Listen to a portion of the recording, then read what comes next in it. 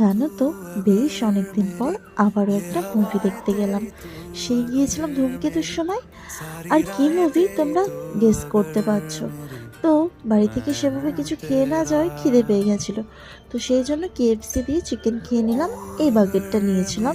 And তারপর আমাদের movie শুরু হয়ে গেল। তো সেখানেই চলে গেলাম, গিয়ে একটু ক্লিক করে নিচ্ছিলাম ছবি ভিডিও। অ্যান্ড তারপরে আস্তে আস্তে সবাই আমরা হলের মধ্যে ঢুকলাম।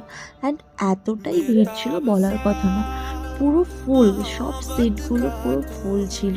আর এখানে দেখো পপকর্নের দামগুলো, কি বলবো। তারপরেও কি করবো, মুভি দেখতে দেখতে তো টাইম স্পেন্ড করতেই হবে, খাওয়াটা। তো সেই জন্য একটা পপকর্নও নিলাম। অ্যান্ড তারপরে মুভিটা শুরু হলো। ও মাই গড, রণবীর সিং, জাস্ট কিছু বলার নেই। এত ভালো হয়েছে মুভিটা, বলার কথা না। অনেকেই তো অনেক রকম মন্তব্য করছেন, কিন্তু আমার পার্সোনালি দিক দিয়ে খুব ভালো লেগেছে। তো চলো, তোমরাও চাইলে কিন্তু দেখে আসতে পারো।